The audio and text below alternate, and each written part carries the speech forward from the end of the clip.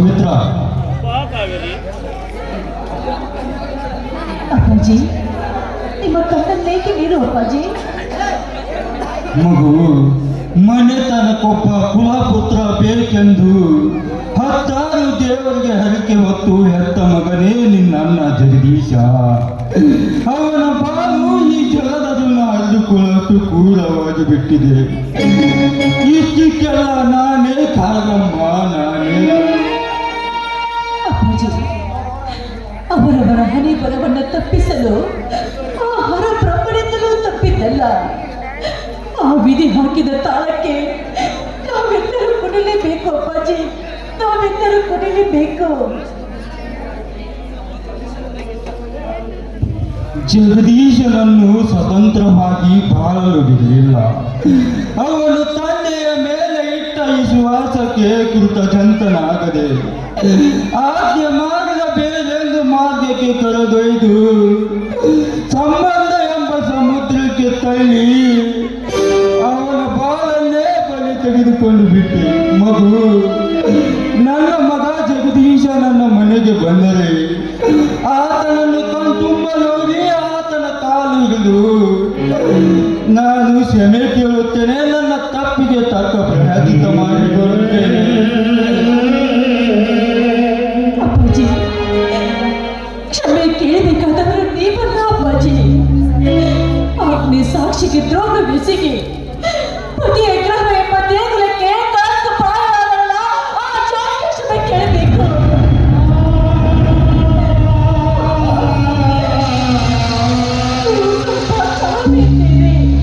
ನೀವು ನೆಮ್ಮದಿಯಾಗಿರಿ ಅಪ್ಪಾಜಿ, ನೆಮ್ಮದಿಯಾಗಿರಿ. ದೈವ ಎಂಬುದು ನೆಮ್ಮದಿಯಾಗಿರಲು ಬಿಟ್ಟರೆ ತಾನೇ ನೆಮ್ಮದಿಯಾಗಿರುವುದು. ದೈವದ ನಿಯಮವನ್ನು ಉಲ್ಲಂಘಿಸುವ ಹಕ್ಕು ಯಾರಿಗೂ ಇಲ್ಲ. ಹಕ್ಕು ಇಲ್ಲವೆಂದು ತಿಳಿದು ಸಂಸಾರದಲ್ಲಿ ವಿರುದ್ಧ ಹೊಂದುವುದು ಸರಿಯಲ್ಲ ಅಪ್ಪಾಜಿ. ಮಗು, ನಿನ್ನ ಮಾತಿನಷ್ಟು ಮುದ್ದುವಾದ ನಿನ್ನ ಕೋಮಲವಾದ ಹೃದಯಕ್ಕೆ ನನ್ನ ಮಾತಿನಿಂದ ಏನಾದರೂ ನೋವಾಗಿದ್ದರೆ ನೀನು ಸಹ ನನ್ನನ್ನು ಕ್ಷಮಿಸಿಬಿಡಮ್ಮ. ಅಪ್ಪಾಜಿ,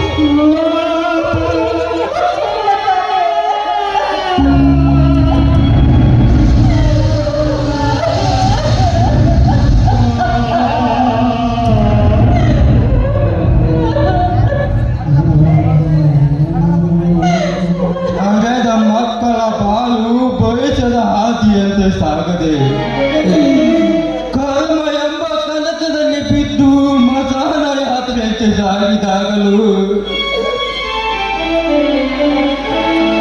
ನಾನು ಬಿಟ್ಟ ಸ್ಥಾನಕ್ಕೆ ಹಾರನಲ್ಲ. ನಾನಪ್ಪ ಹುಚ್ಚನೆ, ಹೌದು ಹುಚ್ಚ ಹುಚ್ಚ.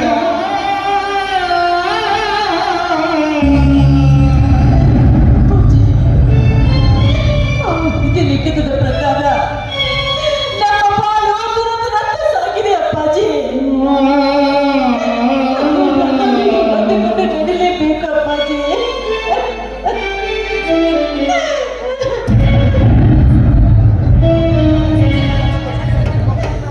ಮಗು, ನಿನ್ನ ವಯಸ್ಸು ಚಿಕ್ಕದಾದರೂ ಚೊಕ್ಕವಾದ ನಿನ್ನ ಮಾತಿನ ಮುಂದೆ ನಾನು ಸೋತು ಹೋದೆ. ಏನೇ ಆಗಲಿ ನೀನು ಸುಮಂಗಲೆಯಾಗಿ ಇನ್ನೊಂದು ಮನೆ ತುಂಬುವ ಗೃಹಿಣಿಯಾಗಬೇಕು.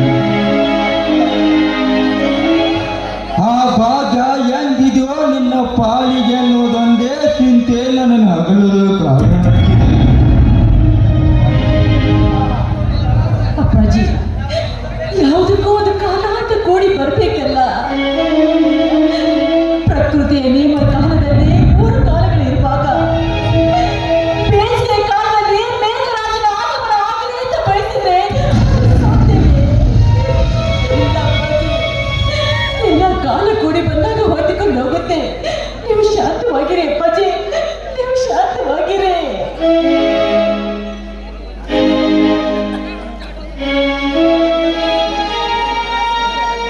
ಸುಮಿತ್ರ, ಸುಮಿತ್ರ, ನೀವ್ಯಾಕ್ರಿ ಈ ಮನೆಗೆ ಬಂದ್ರಿ? ಬಯಸಿದವರ ಮುತ್ತು ಮಕ್ಕಳನ್ನು ಕದ್ದು ನೋಡಬೇಕೆಂದ ಹಗಲು ರಾತ್ರಿ ಕಾಣದೆ ಬರದೆ ಇನ್ನೇನು ಮಾಡಲಿ. ಅದು ಅಪ್ಪಾಜಿ, ಇವರು ನನ್ನ ಬೇಕಾದವರು, ನನ್ನ ಕ್ಲಾಸ್ಮೇಟ್ ಅಂತ.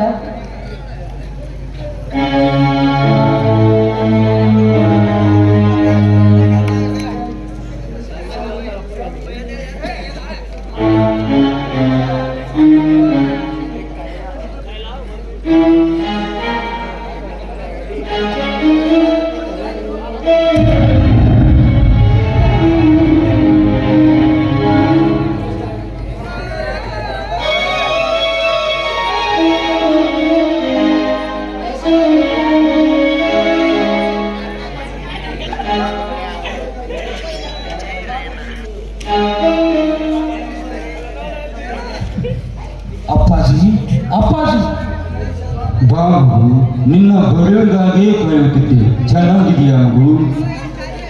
ಚೆನ್ನಾಗಿದ್ದೀರ ಅಪ್ಪಾಜಿ. ನೀವು ಹೇಗಿದ್ದೀರ? ಸುಮಿತ್ರ ಎಲ್ಲಿದ್ದಾಳೆ ಅಪ್ಪಾಜಿ? ಹೊರಗೆ ಕಾಫಿ ತರಲಿಕ್ಕೆ ಹೋಗಿದ್ದಾಳಪ್ಪ. ಇವರು ಜಗನ್ನಾಥ ಅಂತ ಸುಮಿತ್ರ ಅವಳಿಗೆ ಬೇಕಾದವಂತೆ.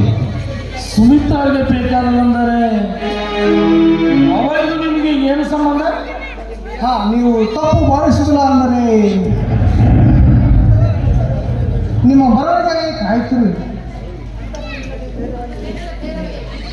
ಅಂತಾದ್ರೂ ಏನಿಲ್ಲ, ಧೈರ್ಯವಾಗಿ ಹೇಳಿ. ನಾವಿಬ್ಬರು ಪ್ರೇಮಿಗಳು. ನಿಮ್ಮ ಆಶ್ವಾಸರ್ತಾರೆ, ಆಗ ನಾವು ಪತಿಯರ ಸಂಬಂಧ. ಜಗನ್ನಾಥ,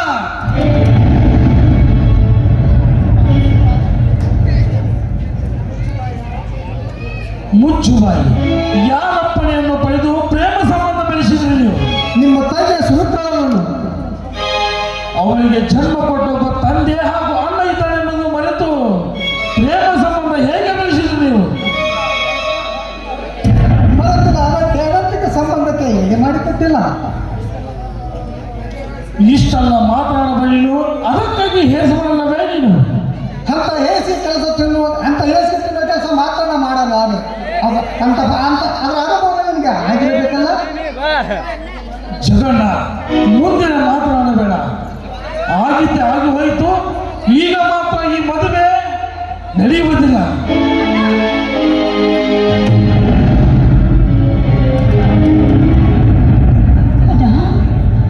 ಹೌದಮ್ಮ ಶೀಲ, ಈ ನಮ್ಮ ಬಾಳ ದಂಡೆಗಳಿಗೆ ಸಾಗಿ ಹೋಗುವಾಗ ನಮ್ಮ ಕಣ್ಣಲ್ಲಿ ಕಾಲ್ಪಂಡೆಗಳು ಬಂದು ಎಷ್ಟು ವಿಜಯವಾಗಿದೆ. ಈ ಮದುವೆ ಮಾತ್ರ ಸಾಧ್ಯವಿಲ್ಲಮ್ಮ, ಸಾಧ್ಯವಿಲ್ಲ.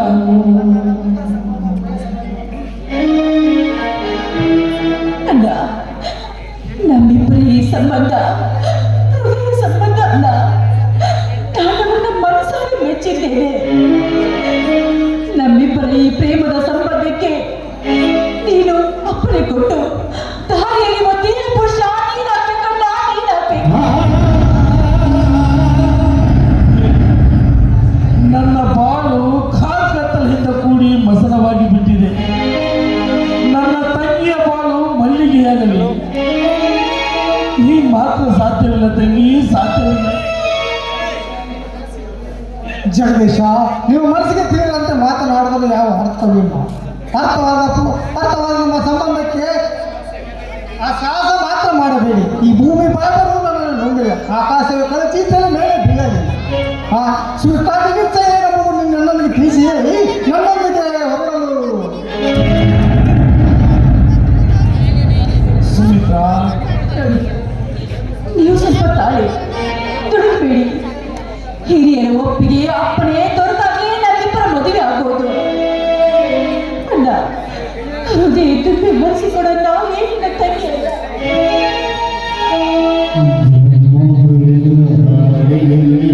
ಅಪ್ಪಾಜಿ, ಅಪ್ಪಾಜಿ, ಮಾನವ ಜನ್ಮದಲ್ಲಿ ಹುಟ್ಟಿದರೂ ತಂಗಿ ಮಾತ್ರ ಹುಟ್ಟಬೇಕು.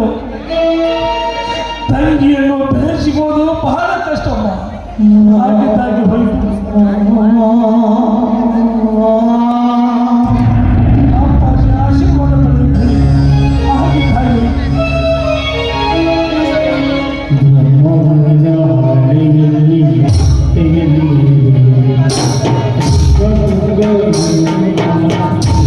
ಿ ನೂರು ಕಾಲ ಮುತ್ತೈದೆಯಾಗಿ ಬಾಳಮ್ಮ.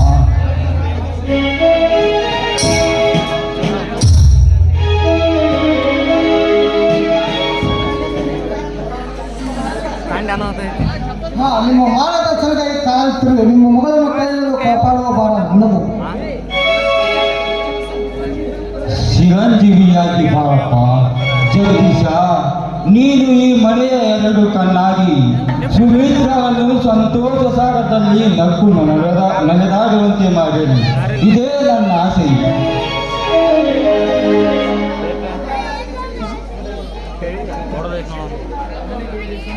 ಹಾಗೇ ಆಗಲಿ ಜಗನ್ನಾಥ್, ಹಾಗೇ ಆಗಲಿ ಜಗದೀಶ. ನಾನಿನ್ನು ಹೋಗಿ ಬರುತ್ತೇನೆ. ತಾವಿನ್ನು ಹೋಗಿ ಬರ್ಬೋದು.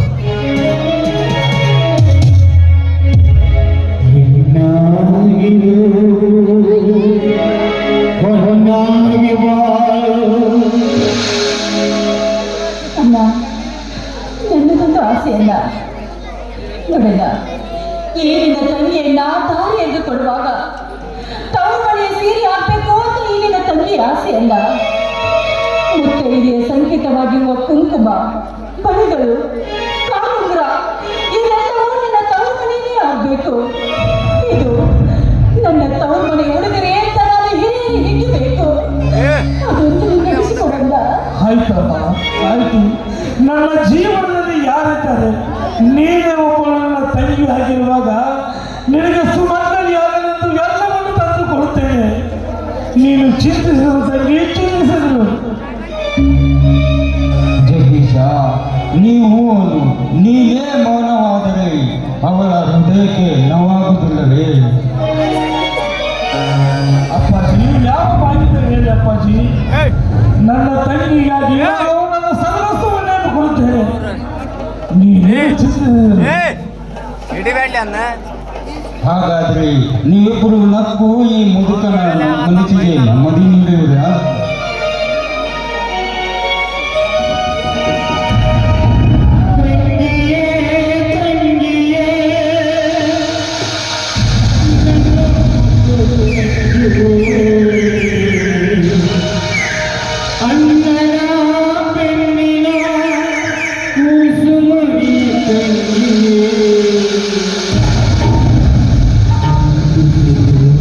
ಎಲ್ಲವೇ